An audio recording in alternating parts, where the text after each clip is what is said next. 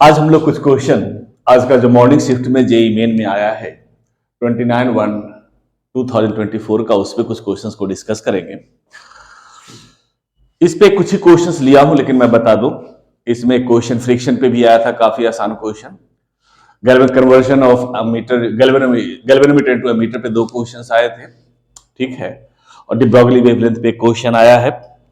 ऐसे ही क्वेश्चंस लगभग आसान ही एवरेज ही आए हैं जो हम लोगों ने करवाया है, बिल्कुल वैसे ही। हालांकि थोड़ा सा पिछले जो 27 को एग्जाम हुआ था उसके रिस्पेक्टिवली थोड़ा सा हल्का ठीक था इसमें क्वेश्चन, और मैक्सिमम क्वेश्चंस लगभग हम लोगों ने क्लासरूम में डिस्कस किया है, ठीक है ना। तो देखिए कुछ क्वेश्चंस कितने आसान हैं, किया जा सकता आराम से। देखिए एक कहता है particle under A system having amplitude A, the potential energy of the system is zero about mean position. अब जानते हैं कोई पार्टिकल ए सिस्टम परफॉर्म कर रहा है over path A B and this is mean position. Mean position पे kinetic energy आपका maximum होता है और potential energy is zero. Extreme position पे काइनेटिक एनर्जी जीरो होता है, पोटेंशियल एनर्जी इज मैक्सिमम। और total energy at every point, अब जानते हैं काइनेटिक एनर्जी इक्वल टू कितना होता है, हाफ के ए स्क्वायर, इतना होता है ना। कहता है find the ratio of total energy to kinetic energy at x equal to a/3। इसका एम्पलीट्यूड सपोज a है तो a/3 डिस्टेंस कोई है, यहां सपोज है, दैट इज a/3 डिस्टेंस पे इसका कितना होगा टोटल एनर्जी और काइनेटिक एनर्जी का रेशियो। आसान सा क्वेश्चन है। ए आ गया, आप काइनेटिक एनर्जी जानते ही हैं, half mv square, half m। यहां v का value a omega cos omega t plus phi नहीं लगाएंगे, क्यों? क्योंकि डिस्प्लेसमेंट के साथ वैल्यू दिया हुआ है, तो v equal to omega under root A square minus A square होता है। अब जानते हैं v equal to omega under root A square minus X square, A square minus X square आता है। सो दैट इज, इसका होल स्क्वायर करेंगे तो ओमेगा स्क्वायर आ जाएगा। एक ही बार में लिख देता हूं, omega square under root A square minus X square. यहां x का वैल्यू आप पुट कीजिए, x equal to a/3, x की जगह पे आप a/3 पुट कीजिए और दोनों को डिवाइड कर दीजिए। This is total energy, sorry this is total energy and this is kinetic energy. आप रेशियो निकालेंगे तो इसका आंसर आ जाएगा शायद 9/8। क्लियर किया हुआ है। नेक्स्ट क्वेश्चन कहता है करंट इज गिवन बाय इतना, how much charge flows in 20 second. देखिए बहुत ही आसान क्वेश्चन है। I इज इक्वल टू दिया हुआ है, I is given, oh space नहीं छोड़ा, सोचा ज्यादा क्वेश्चन में ले लूं, प्लस 3/2t। अब जानते हैं I is equal to dq upon dt, तो यहां से पुट कर सकते हैं dq is equal to I dt। I is given 20 plus 3/2t, right, dt ऐसा कुछ है, और इसको आप इंटीग्रेट कर दीजिए तो टोटल चार्ज आपका Q आ जाएगा। इस केस में अगर निकालेंगे तो शायद 1000 कूलम चार्ज आएगा, बस इंटीग्रेट कर देना है इसमें। नेक्स्ट क्वेश्चन कहता है, आसान सा क्वेश्चन है, मैच करना है कि integration of B dot D is equal to 0 किसको रिप्रेजेंट करता है, ई डॉट डी किसको रिप्रेजेंट करता है, बी डॉट डी किसको रिप्रेजेंट करता है, ई डॉट डी रिप्रेजेंट किसको करता है। तो इसमें current statement is A Q को, जो बी डॉट डी है, राइट, क्यू को रिप्रेजेंट करेगा, that is Gaussian law in magnetism. B कहता है एस को, बी है जो एस को रिप्रेजेंट करेगा, जानती हैं गॉसियन लॉ इन इलेक्ट्रोस्टैटिक्स। वैसे सी आर को रिप्रेजेंट करता है एंड डी बाकी जो एक बचा हुआ है, ठीक है ना। देखिए ये भी आसान क्वेश्चन है। In the following circuit, resistance of a square loop ABCD 16 ohm. Find the potential difference across the capacitor in a steady state. Capacitor दिया हुआ ऐसा कोई, सपोज ABCD कोई लूप है, एक कैपेसिटर, सपोज कुछ भी कैपेसिटेंस इसका मान ले, सपोज C है, कुछ भी मान, उससे कोई फर्क नहीं पड़ता, हमें पोटेंशियल डिफरेंस निकालना है। 9 वोल्ट 1 ओम दिया हुआ है, इतना इसका है, तो सबसे पहले आप करंट निकालिए, जैसे निकालना चाहिए। स्टेडी स्टेट में कैपेसिटर फुल्ली चार्ज, इससे करंट नहीं जाएगा, इस करंट ऐसे जाएगा, करंट ऐसे पास करेगा, ऐसे पास करेगा, ऐसे पास करेगा और ऐसे पास करेगा। मींस I1 करंट इधर जाएगा, I2 करंट इधर जाएगा, और यहां से यहां तक देखें इसके क्रॉस पोटेंशियल डिफरेंस निकालना है, तो ये दोनों रेजिस्टेंस के लिए I into R, यहां V equal to I into R। आप जानते हैं निकालना पोटेंशियल डिफरेंस, अगर वो 9 वोल्ट है तो 4.5 के आसपास आएगा answer. So answer is 4.5 volt, so that is A। Next कहता है in the given PV diagram the work done by the gas. Oh, diagram में कुछ ऐसा दिया हुआ है, work done by the gas कितना होगा।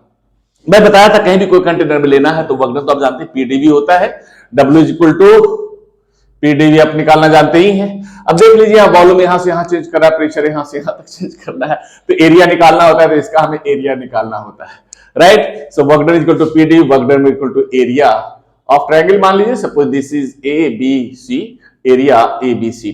आप निकाल लीजिए, याद रखिएगा यहाँ डायन पर सेंटीमीटर स्क्वायर में दिया हुआ था क्वेश्चन में, तो इसको न्यूटन पर मीटर स्क्वायर में कन्वर्ट कर दीजिएगा। 1 न्यूटन इज इक्वल टू 10⁵ डायन होता ही है। Clear.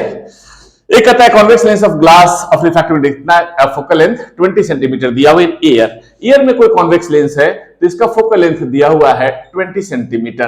Getting it? If this lens is placed in a liquid of refractive index 1/6, अगर मीडियम का रिफ्रैक्टिव इंडेक्स ज्यादा है इससे, लेंस मटेरियल से, तो न्यू फोकल लेंथ क्या होगा लेंस का? आप जानते हैं कोई लेंस है कॉन्वेक्स या कॉन्केव, अगर कोई मीडियम में रखा हो, सपोज मीडियम इज एयर, तो कॉन्वेक्स लेंस जैसा बिहेव करता है और कॉन्केव लेंस कॉन्केव जैसा। मीडियम को जैसे ही डेंसर हम बनाते जाते हैं, राइट ना, मीडियम को डेंसर बनाएंगे तो कॉन्वेक्स है कन्वर्जिंग प्रॉपर्टी घटता जाएगा, कॉन्केव है तो डाइवर्जिंग प्रॉपर्टी घटता जाएगा। जब मीडियम का refractive index, suppose this is mu dash, this is mu, दोनों अगर बराबर है तो lens behaves like plane slab. अगर मीडियम का रिफ्रैक्टिव इंडेक्स लेंस से ज्यादा हो तो character of lens is reversed, means convex lens behaves like concave lens behaves like convex lens.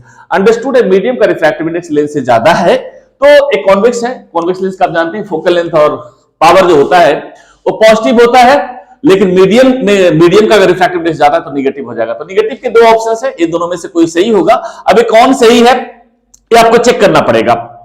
जैसे 1/f is equal to mu minus 1 into 1/r1 minus 1/r2, 1/f dash करें, that is equal to mu dash minus 1 into 1/r1 minus 1/r2।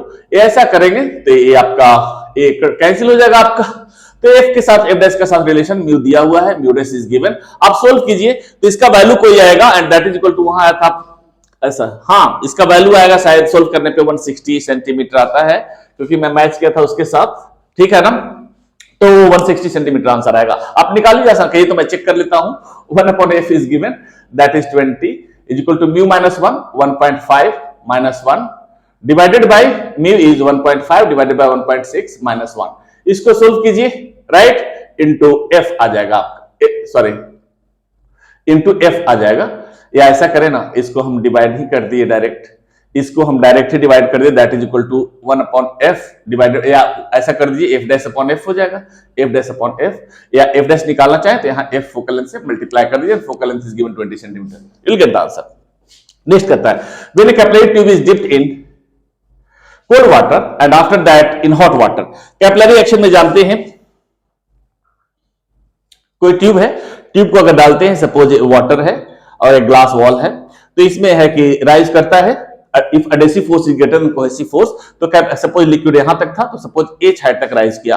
वैसे अगर कोई दूसरा density लेते हैं, ये water कहीं है तो मर्क्यूरी लेते हैं, तो सपोज h हाइट तक पानी था, सॉरी मर्क्यूरी था, तो h हाइट तक डिप करेगा इसमें। तो कोई भी डिप करता है, इसका फॉर्मूला जानते हैं, surface tension T is equal to RH rho G upon 2 cos theta होता है, तो H is equal to 2T cos theta divided by R rho G। इसमें कहता है रेडियस कांस्टेंट है और टेम्परेचर के साथ डेंसिटी भी चेंज नहीं कर रहा है। G ऐसे एंगल ऑफ कांटेक्ट, जब टेम्परेचर के साथ चेंज नहीं कर रहा है लिक्विड का डेंसिटी, तो एंगल ऑफ कांटेक्ट पे भी कोई फर्क नहीं पड़ेगा, तो हाइट विल बी सेम, तो क्या होगा, दोनों आपका फॉल्स है। Getting it? क्वेश्चन नहीं था, बेसिकली मैं पूरा पढ़ाना सोचा कि मैं जल्दी करवा दूं आपको। When a capillary tube is dipped in cold water and after that in hot water, right, the height of water will increase. ऐसा कुछ नहीं है, क्योंकि आपने देखा हाइट का कोई फर्क नहीं पड़ेगा इसमें। वैसे ही कहता है when capillary tube is dipped in hot water and after that in cold water the height of water will decrease. Clear? तो दोनों फॉल्स दिखेगी आपको। A galvanometer of resistance 8 ohm has full scale deflection 3 mA, what shunt is required to make it into a meter of 8 ampere. 8 ampere का मीटर बनाने के लिए आप जानते हैं गैल्वेनोमीटर में क्या होता है, एक ऐसा लेते हैं हम गैल्वेनोमीटर, ये आपका गैल्वेनोमीटर है, राइट, इसके साथ हम शंट डाल देते हैं। शंट जानते हैं, small resistance used in parallel, right, is called shunt, right. Galvanometer के साथ पैरेलल में डालते हैं small resistance, same value of resistance अगर सीरीज में डालेंगे तो शंट नहीं होगा। शंट के लिए कंडीशन है that must be in parallel with the circuit और सर्किट एलिमेंट। तो यहां एस था आपका, एस निकालना है। आप जानते हैं I G equal to S upon G plus S into I. Measure करना है वो करंट ए होता है, जो गैल्वेनोमीटर जो करंट लेता है, यहां सपोज करंट आई गया तो this is current through galvanometer, this is current through shunt होता है। तो Ig is given 3 mA, so 3 into 10⁻³ is equal to S, S is to be calculated, right, and galvanometer का resistance दिया हुआ है that is 8 ohm plus S into I, I हमें measure करना है 8 एम्पियर करंट इंटू 8। इसको solve कीजिएगा तो 8 का वैल्यू, इसका वैल्यू आएगा कुछ डी 0.03 सेंटीमीटर। क्लियर ना? तो और भी क्वेश्चंस देख लीजिएगा, आसान ही क्वेश्चन आए थे। ठीक, ओके देन।